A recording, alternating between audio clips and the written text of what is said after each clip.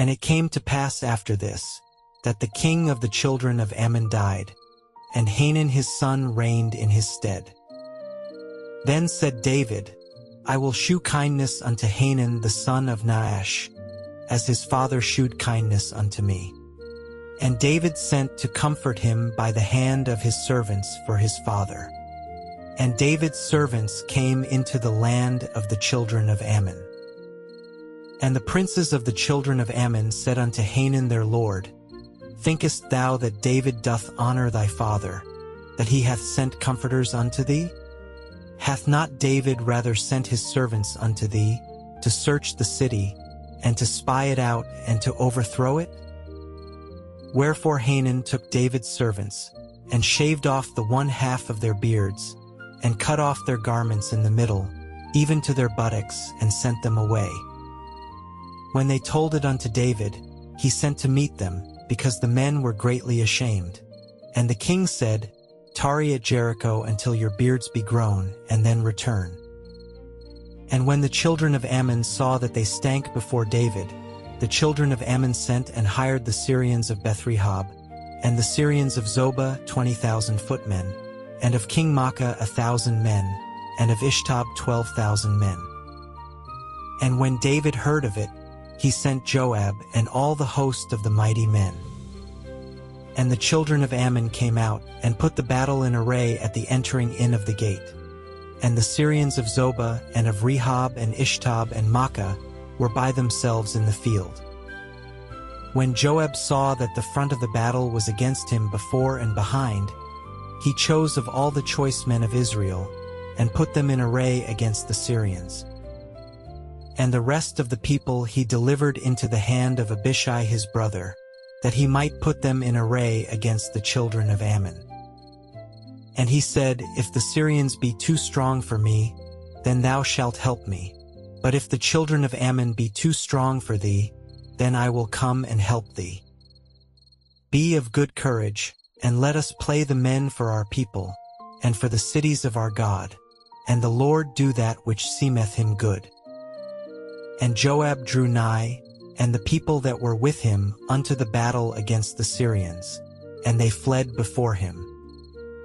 And when the children of Ammon saw that the Syrians were fled, then fled they also before Abishai, and entered into the city. So Joab returned from the children of Ammon, and came to Jerusalem. And when the Syrians saw that they were smitten before Israel, they gathered themselves together. And Hadarezer sent, and brought out the Syrians that were beyond the river, and they came to Helam, and Shobach the captain of the host of Hadarezer went before them.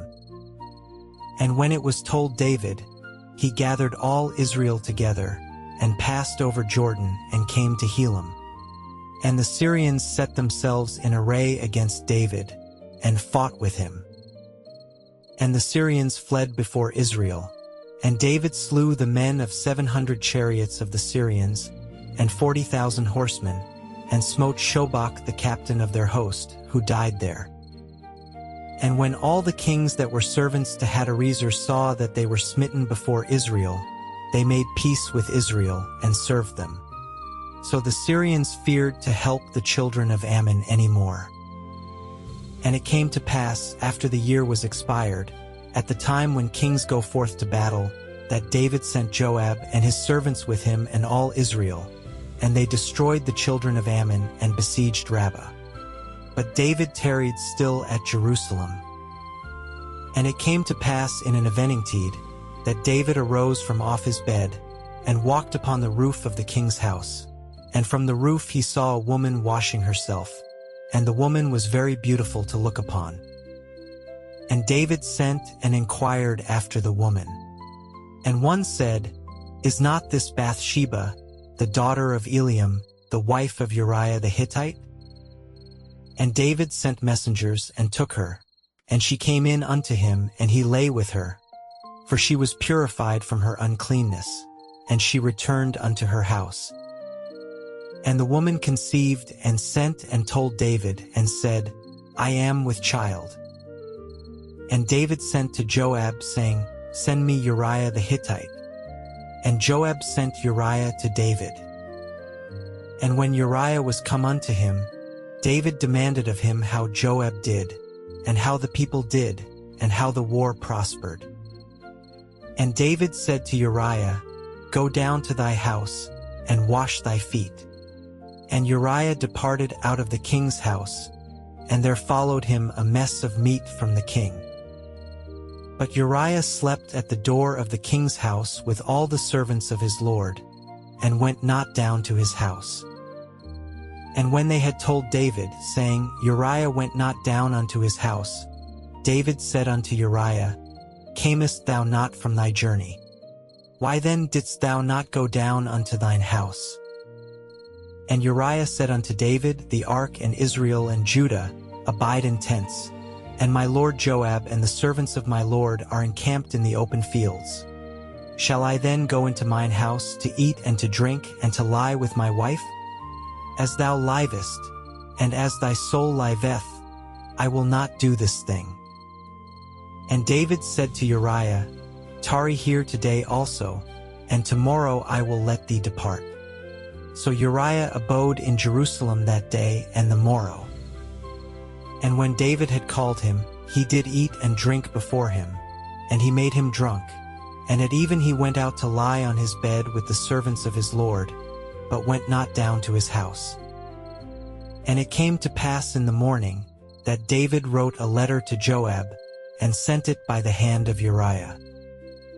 And he wrote in the letter, saying, Set ye Uriah in the forefront of the hottest battle, and retire ye from him, that he may be smitten and die. And it came to pass, when Joab observed the city, that he assigned Uriah unto a place where he knew that valiant men were. And the men of the city went out and fought with Joab, and there fell some of the people of the servants of David, and Uriah the Hittite died also. Then Joab sent and told David all the things concerning the war, and charged the messenger, saying, When thou hast made an end of telling the matters of the war unto the king, and if so be that the king's wrath arise, and he say unto thee, Wherefore approached ye so nigh unto the city when ye did fight? Knew ye not that they would shoot from the wall? Who smote Abimelech the son of Jerubsheth? Did not a woman cast a piece of a millstone upon him from the wall, that he died in Thebez? Why went ye nigh the wall? Then say thou, Thy servant Uriah the Hittite is dead also. So the messenger went, and came and shewed David all that Joab had sent him for. And the messenger said unto David, Surely the men prevailed against us, and came out unto us into the field, and we were upon them even unto the entering of the gate. And the shooters shot from off the wall upon thy servants, and some of the king's servants be dead, and thy servant Uriah the Hittite is dead also. Then David said unto the messenger, Thus shalt thou say unto Joab, Let not this thing displease thee, for the sword devoureth one as well as another. Make thy battle more strong against the city, and overthrow it, and encourage thou him. And when the wife of Uriah heard that Uriah her husband was dead, she mourned for her husband. And when the morning was past, David sent and fetched her to his house, and she became his wife and bare him a son. But the thing that David had done displeased the Lord. And the Lord sent Nathan unto David. And he came unto him, and said unto him, There were 2 men in one city, the one rich and the other poor. The rich man had exceeding many flocks and herds. But the poor man had nothing, save one little ewe lamb, which he had bought and nourished up. And it grew up together with him and with his children. It did eat of his own meat, and drank of his own cup, and lay in his bosom, and was unto him as a daughter. And there came a traveler unto the rich man, and he spared to take of his own flock and of his own herd, to dress for the wayfaring man that was come unto him, but took the poor man's lamb, and dressed it for the man that was come to him. And David's anger was greatly kindled against the man, and he said to Nathan, As the Lord liveth, the man that hath done this thing shall surely die. And he shall restore the lamb fourfold, because he did this thing, and because he had no pity. And Nathan said to David, Thou art the man. Thus saith the Lord God of Israel, I anointed thee king over Israel, and I delivered thee out of the hand of Saul. And I gave thee thy master's house, and thy master's wives into thy bosom, and gave thee the house of Israel and of Judah. And if that had been too little, I would moreover have given unto thee such and such things. Wherefore hast thou despised the commandment of the Lord, to do evil in his sight? Thou hast killed Uriah the Hittite with the sword, and hast taken his wife to be thy wife, and hast slain him with the sword of the children of Ammon. Now therefore the sword shall never depart from thine house, because thou hast despised me, and hast taken the wife of Uriah the Hittite to be thy wife.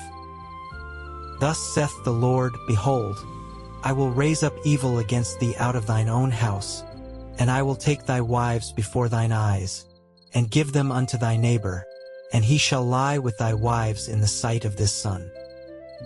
For thou didst it secretly, but I will do this thing before all Israel and before the sun. And David said unto Nathan, I have sinned against the Lord. And Nathan said unto David, The Lord also hath put away thy sin. Thou shalt not die. Howbeit, because by this deed thou hast given great occasion to the enemies of the Lord to blaspheme, the child also that is born unto thee shall surely die. And Nathan departed unto his house. And the Lord struck the child that Uriah's wife bare unto David, and it was very sick. David therefore besought God for the child. And David fasted, and went in, and lay all night upon the earth.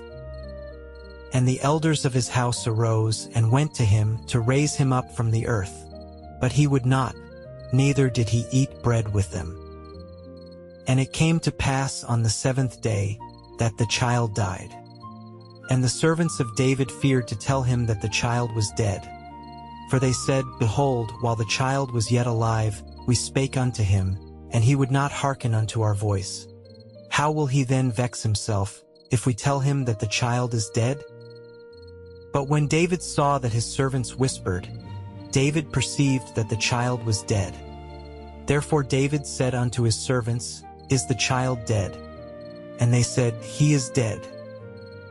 Then David arose from the earth, and washed, and anointed himself, and changed his apparel, and came into the house of the Lord, and worshipped. Then he came to his own house, and when he required, they set bread before him, and he did eat. Then said his servants unto him, What thing is this that thou hast done? Thou didst fast and weep for the child, while it was alive. But when the child was dead, thou didst rise and eat bread. And he said, While the child was yet alive, I fasted and wept. For I said, Who can tell whether God will be gracious to me, that the child may live? But now he is dead, wherefore should I fast? Can I bring him back again? I shall go to him, but he shall not return to me. And David comforted Bathsheba his wife, and went in unto her, and lay with her. And she bare a son, and he called his name Solomon, and the Lord loved him. And he sent by the hand of Nathan the prophet, and he called his name Jedidiah, because of the Lord. And Joab fought against Rabbah of the children of Ammon, and took the royal city. And Joab sent messengers to David, and said, I have fought against Rabbah, and have taken the city of waters. Now therefore gather the rest of the people together, and encamp against the city, and take it, lest I take the city, and it be called after my name. And David gathered all the people together, and went to Rabbah, and fought against it, and took it. And he took their king's crown from off his head, the weight whereof was a talent of gold with the precious stones, and it was set on David's head. And he brought forth the spoil of the city in great abundance. And he brought forth the people that were therein, and put them under saws, and under harrows of iron, and under axes of iron, and made them pass through the brick kiln. And thus did he unto all the cities of the children of Ammon. So David and all the people returned unto Jerusalem. And it came to pass after this, that Absalom the son of David had a fair sister, whose name was Tamar, and Amnon the son of David loved her. And Amnon was so vexed, that he fell sick for his sister Tamar, for she was a virgin, and Amnon thought it hard for him to do anything to her. But Amnon had a friend, whose name was Jonadab, the son of Shimea David's brother, and Jonadab was a very subtle man. And he said unto him, Why art thou, being the king's son, lean from day to day? Wilt thou not tell me?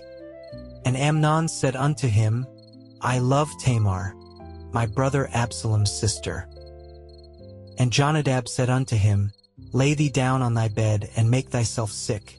And when thy father cometh to see thee, say unto him, I pray thee, let my sister Tamar come, and give me meat, and dress the meat in my sight, that I may see it, and eat it at her hand. So Amnon lay down, and made himself sick. And when the king was come to see him, Amnon said unto the king, I pray thee, let Tamar my sister come, and make me a couple of cakes in my sight, that I may eat at her hand. Then David sent home to Tamar, saying, Go now to thy brother Amnon's house, and dress him meat. So Tamar went to her brother Amnon's house, and he was laid down. And she took flour, and kneaded it, and made cakes in his sight, and did bake the cakes. And she took a pan, and poured them out before him, but he refused to eat. And Amnon said, Have out all men from me. And they went out every man from him. And Amnon said unto Tamar, Bring the meat into the chamber, that I may eat of thine hand. And Tamar took the cakes which she had made, and brought them into the chamber to Amnon her brother. And when she had brought them unto him to eat, he took hold of her, and said unto her, Come lie with me, my sister. And she answered him, Nay, my brother, do not force me. For no such thing ought to be done in Israel. Do not thou this folly. And I, whither shall I cause my shame to go? And as for thee, thou shalt be as one of the fools in Israel. Now therefore, I pray thee, speak unto the king, for he will not withhold me from thee. Howbeit he would not hearken unto her voice, but, being stronger than she, forced her and lay with her. Then Amnon hated her exceedingly, so that the hatred wherewith he hated her was greater than the love wherewith he had loved her. And Amnon said unto her, Arise, be gone. And she said unto him, There is no cause.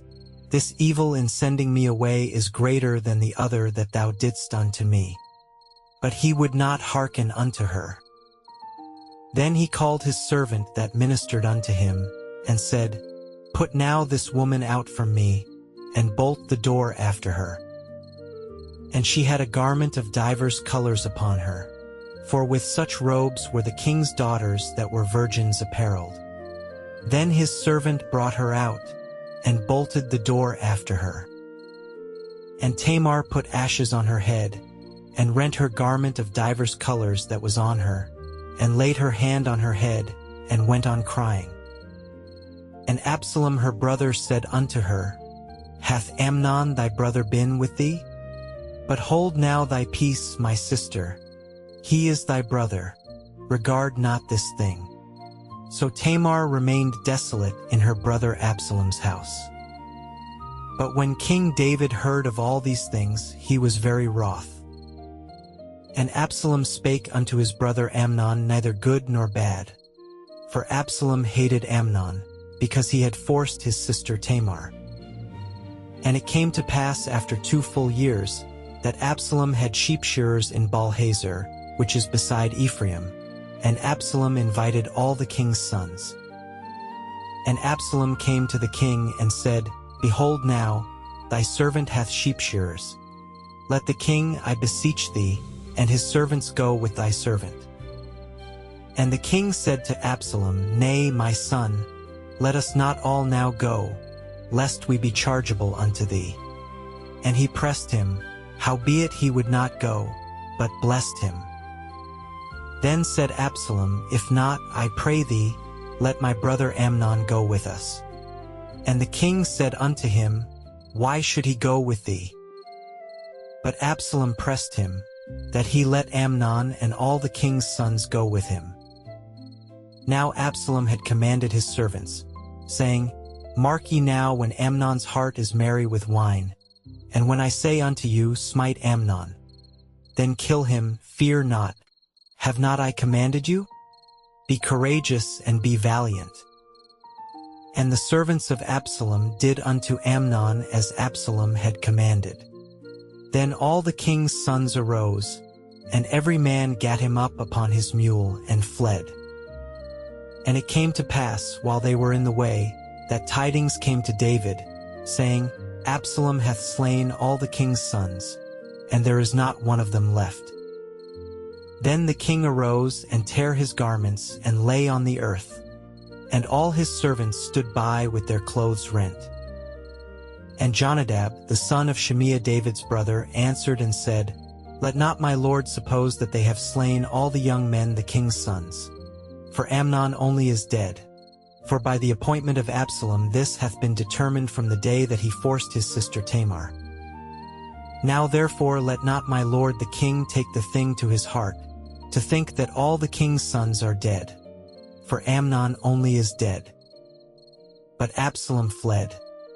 And the young man that kept the watch lifted up his eyes, and looked, and, behold, there came much people by the way of the hillside behind him. And Jonadab said unto the king, Behold, the king's sons come. As thy servant said, so it is. And it came to pass, as soon as he had made an end of speaking, that, behold, the king's sons came, and lifted up their voice and wept. And the king also and all his servants wept very sore. But Absalom fled, and went to Talmai, the son of Ammihud, king of Geshur. And David mourned for his son every day. So Absalom fled, and went to Geshur, and was there 3 years. And the soul of King David longed to go forth unto Absalom, for he was comforted concerning Amnon, seeing he was dead.